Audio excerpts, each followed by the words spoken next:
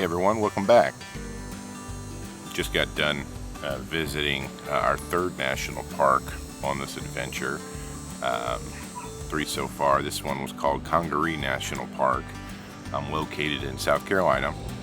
It's about 18 miles southeast of Columbia, South Carolina, if you're familiar. And it's one of the smallest U.S. national parks. It's about 26,000 acres. We knew, and then the only one there in South Carolina, it was just part of our trip and planning coming down the coast. We wanted to hopefully see as many national parks that we can. I know seeing all of them is a tough task, but we were able to schedule around this one to see Congaree National Park. You know, some of these national parks are more or less grand than others, but this one was unique in itself. It's one of the largest intact old growth bottomland hardwood forests in the U.S. With towering trees, diverse wildlife. I guess, you know, they advertise a host of variety of species, including the bald cypress, water tupelo, river otters, barred owls, and a bunch of fireflies, evidently, that synchronize their flashes in the summer. But there's hiking there, of course. There's a boardwalk loop that's very popular. I got some footage of that. We were able to partake. But they also have evidently canoeing and kayaking on Cedar Creek. And then they have tent camping and some different programs that the rangers participate in on the weekends. But the boardwalks are there for a few reasons, I guess, to make it easy for their guests, but also that the park frequently floods. And they talk about it kind of shaping the unique landscape with the wetlands and the ecosystem there itself. And we were there during the day, but evidently it's a very popular dark sky destination for stargazing and night photography.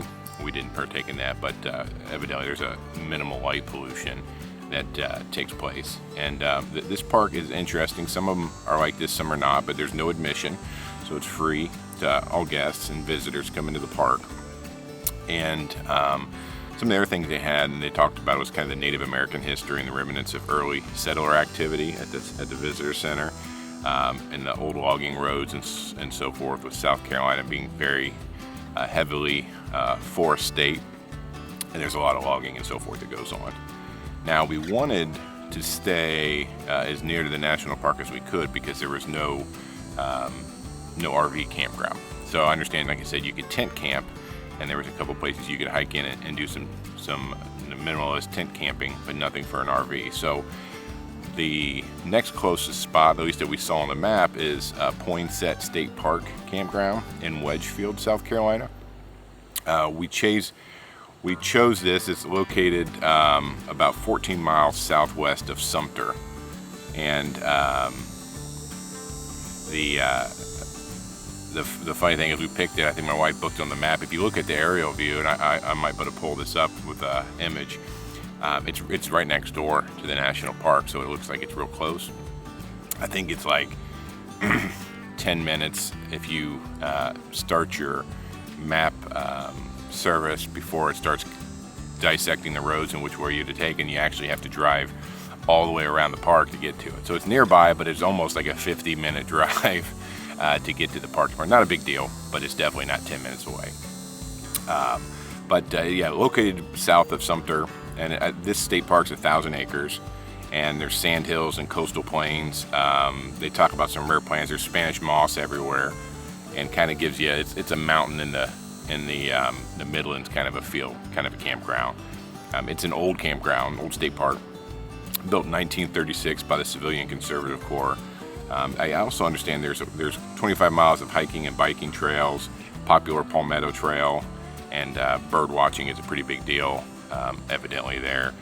And they have 50 campsites, 24 RV hookups, 26 tent sites. And the RV hookups there, we had a 30 amp service and water was our hookup. There was no sewer.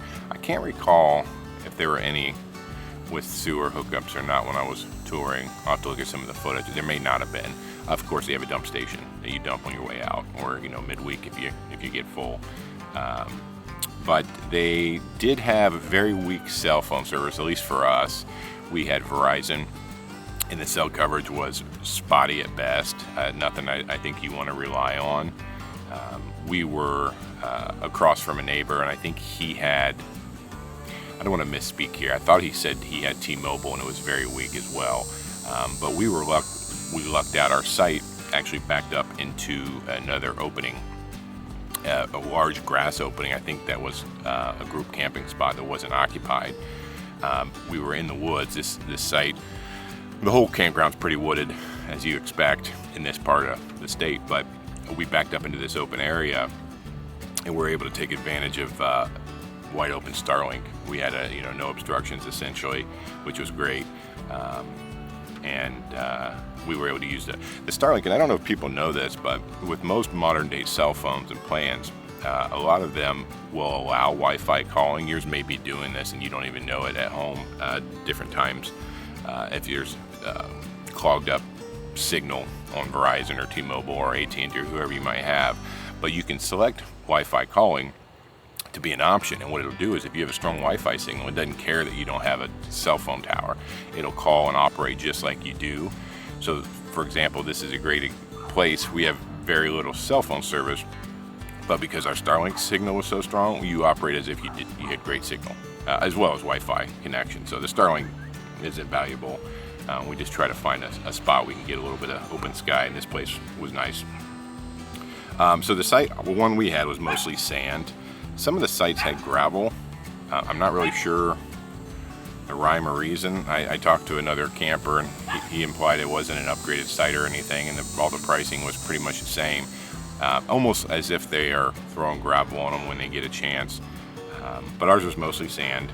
And not a big deal. It didn't rain, luckily. I think it probably would have been pretty messy. The sand was kind of loose on top, trying to keep everything from being tracked into the camper. If it would have rained, I think it would have been a little bit more work, that's for sure.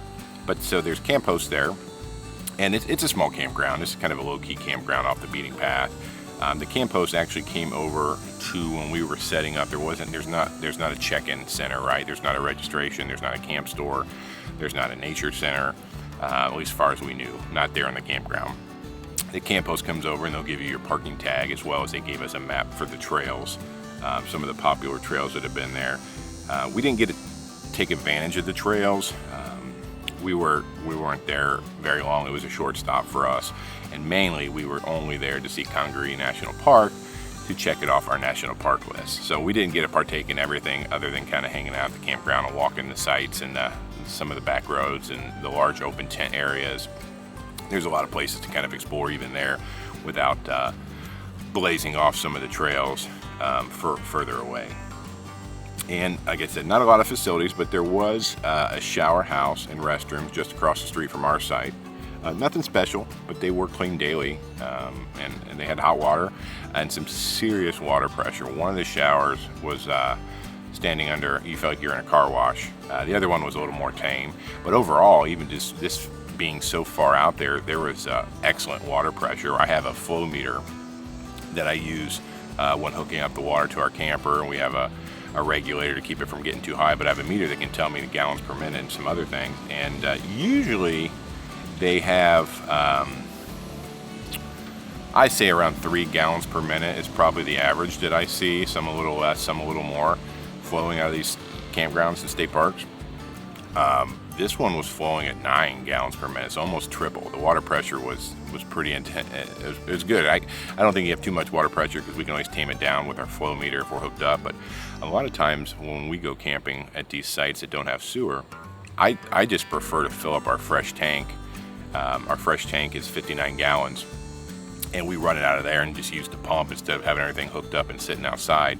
Without there being any sewer, you're kind of at a limit anyway. Your tank's going to fill up if you have unlimited water, so it's just a way to, I think, helps us regulate that a little bit. So the gallons per minute doesn't matter when you're filling the gravity feed. It actually just speeds that process up, so it was nice, but definitely about triple the average that we see. And then there was the Poinsett bombing range, I think the Air Force facility. So across the street, when we had done some driving outside, there's this huge area, and it's fenced off, and there's signs, and it says something along the lines of live air to ground bombing, stay back or something. So I did a little bit of research, and there's actually, it's a training grounds essentially for some of the pilots.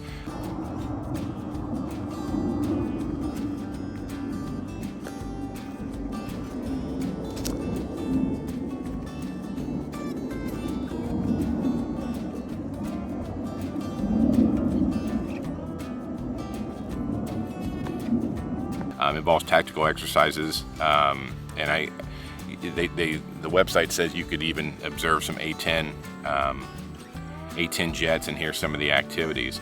I wasn't able to get it on video, but one of the afternoons we were there, they were the A-10 Warthogs were practicing their live gunfire. From what all I could tell, just the noise. If you've ever heard an A-10, it's a pretty distinct machine gun from an aircraft. And they were going for probably midday, nothing to wake you up or keep you up at night, but they were going probably for a few hours, and it's pretty neat. I mean, for what it's worth, as long as it doesn't disturb you, but sitting that next, as long as they stay in their little grid there.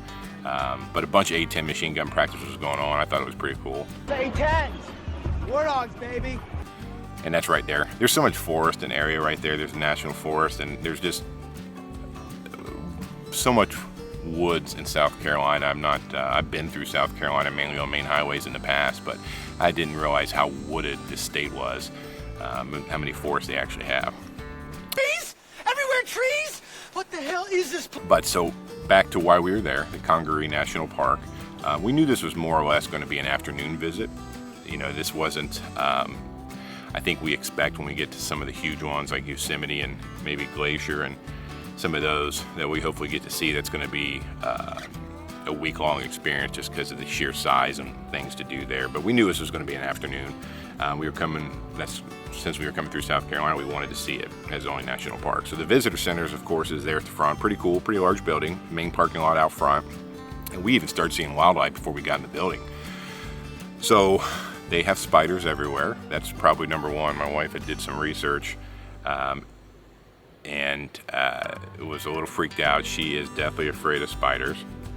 She hates them. Doesn't want to look at them. These obviously spiders were not interested in the humans, but they're pretty aggressive looking. I guess if you don't know what you're looking at, and by far we're no expert on spiders other than they're scary looking kind of thing, but they were everywhere. They were all over the building, every corner, every light. They didn't really move much from what I could tell. I got a little bit of video of them. And then we actually got to see a lizard. There was a lizard right at the front too, I think. It was kind of running around being curious. I think I got some video of that. I'll pop it up if so. And then above the restrooms, my son had to use the restroom. My wife didn't want to walk under the spider web. It was kind of funny, but they also had a mosquito meter. And they were only at a 3 out of 6, which was a moderate level. So that was good. I mean, that's in September, I guess. And during the sunlight, earlier mid-afternoon, we didn't experience any mosquito issues. When the sun started trying to come down, they kind of start swarming a little bit, and I'll talk about that a little bit later when we were on the boardwalk. But anyway, the mosquito meter's there, so a little reference guide. I guess I'm assuming they can get up to a 6 out of 6, which would be probably unbearable. But they had tons of information, as most nature centers do. I mean, I think I've touched on this before. Some are more grand than others, but generally speaking, it's a great tool. And there's so much to learn, just local stuff that maybe the visual learning as well is really good. I think compared to just reading a blurb in a book and then moving on, it's nice to be there and to see everything. They had my son also works. For you who don't know, they do a Junior Ranger badge program at the U.S. National Parks, and some are more involved than others. Some are full booklets, and you have to kind of learn a bunch of different things and fill it out. And they do have age specifications for different things that are required.